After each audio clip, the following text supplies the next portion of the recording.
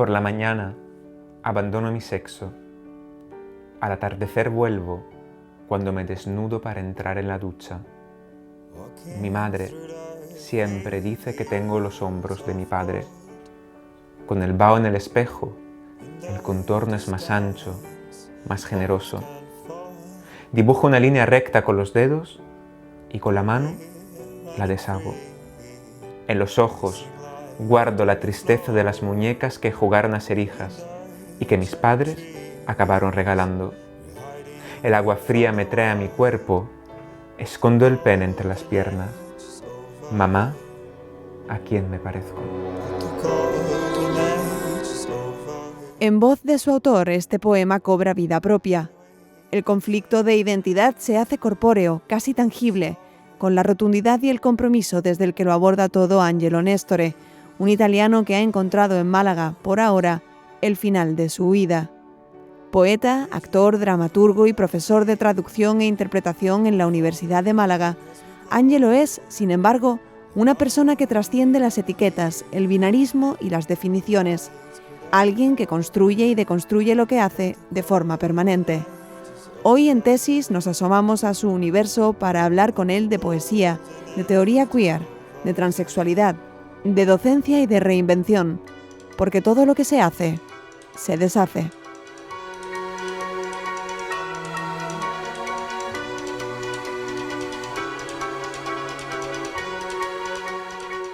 La poesía irrumpe en mi vida de una forma totalmente caótica, porque la poesía, yo nunca he escrito poesía cuando estaba en Italia, empecé a escribir poesía en España y fue a raíz de la universidad, de la traducción, porque me acerqué a la obra de una traductora española cuya pareja era poeta. Y entonces leí la poesía de María Eloy García, que es una poeta malagueña, y realmente me fascinó. Me gustó tanto su apuesta política y su poesía, y su apuesta estética también, que como traductor, que es otra faceta, creo mucho en la ética de la traducción. Es decir, quería que este libro existiera en un contexto que no fuera el español, en este caso el italiano. Entonces propuse una traducción, la traducción de un libro suyo, que aceptaron. Y después de traducirlo, porque realmente cuando traduces te estás metiendo, un poco como ser dramaturgo, ¿no? O como ser actor, te estás metiendo en la piel de otra persona, estás leyendo su realidad a través de tu mirada. Y esta máscara de poeta, esta máscara de María Eloy García se había quedado conmigo. Y de repente empecé a escribir. Por eso probablemente empecé a escribir también desde otro idioma que no fuera el mío. Y luego, claro, los primeros poemas eran copias baratísimas de la obra de María Eloy García y ya luego con el tiempo he ido encontrando mi voz.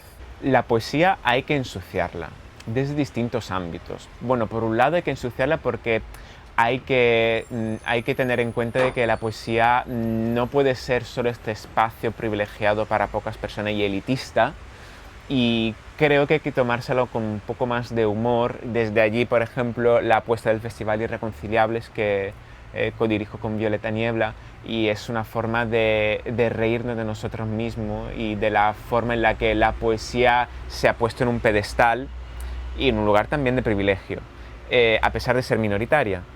Y por otro lado también en mi apuesta personal, la poesía intento que se manche de otros temas, de temas que pueden ser un poco más incómodos, porque al fin y al cabo para mí la poesía, la fuerza que tiene es esta fuerza evocadora de la palabra. La palabra de repente tiene otro significado, y entonces para mí el lenguaje, al ser una herramienta política, para mí la poesía es un espacio de resistencia. Es decir, si no lo hiciera de esta forma no sería coherente con mi discurso. Entonces en ese sentido creo que es necesario mancharla.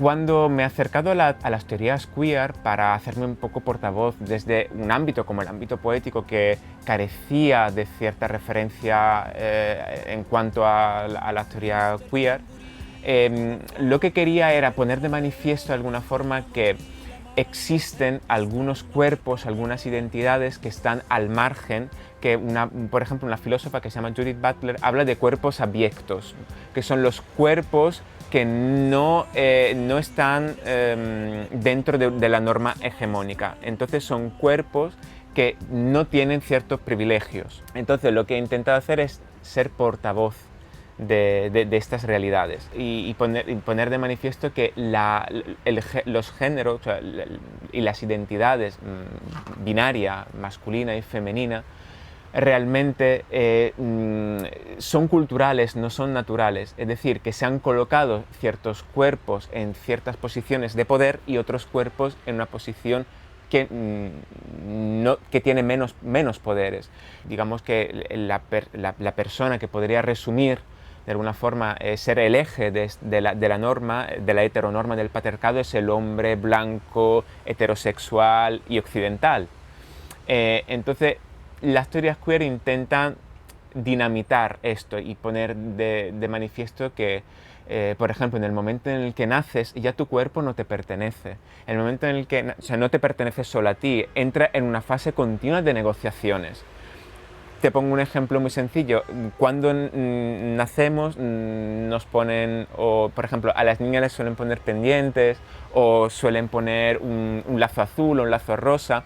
Estas cosas, estos elementos que muchas veces se hacen de una forma automática y naif, realmente están marcando unas exigencias y unas expectativas de unos roles de género que luego vas cumpliendo a lo largo a lo largo de tu trayectoria. Entonces, lo que quiere hacer la teoría queer es arrojar luz en ese sentido y decir, oye, que todo esto es cultural y cómo se ha construido también se puede desconstruir, se puede deshacer. Las etiquetas para mí son algo muy complejo porque al fin y al cabo las necesitamos para poder sobrevivir, pero las etiquetas que me voy poniendo van cambiando como va cambiando mi forma de ver el mundo. Por eso creo que el futuro, si tuviera que ponerle un titular, un eslogan, creo que el futuro tiene que ser trans o no será. Trans en el sentido más amplio del término, porque lo trans es estar en medio y cómo ver toda una escala de grises y no fijarte solo en lo blanco y lo negro. Entonces creo que eso es una forma muy democrática y una forma mucho más amplia de ver y de entender el mundo. Entonces, bueno, si la etiqueta existen, también las etiquetas se pueden deshacer. Entonces, creo que es importante tener esta capacidad de poder hacer y deshacer lo que uno es, porque puede ser hoy algo y mañana puede ser otra cosa. Actualmente estoy inmerso en muchos proyectos distintos.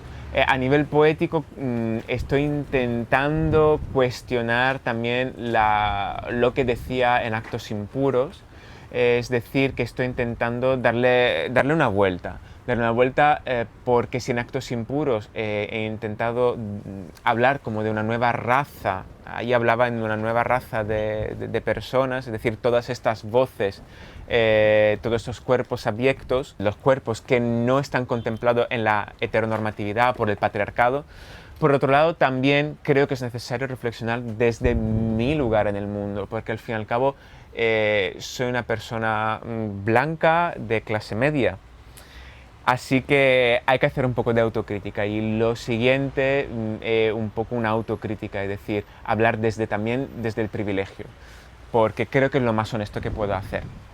Y en cuanto a mi parte más didáctica como profesor de la Universidad de Málaga, este año voy a seguir dando clase de interpretación y de traducción y siempre intentaré también cuestionar la forma en la que se da una clase, porque como te decía antes, para mí hay una parte muy importante que es la ética de la traducción, la ética de la interpretación y al fin y al cabo cuestionar también el poder que se le da a un profesor, una profesora, porque está en una situación de poder realmente. Entonces yo intento dinamitar todo esto, intento dinamitarlo, por ejemplo, planteando las clases en otros espacios, en otros lugares, en los cuales que son más horizontales, los cuales, por ejemplo, nos podemos poner en círculo todo el mundo está al mismo nivel, todo el mundo tiene una libertad a la hora de moverse, a la hora de expresarse.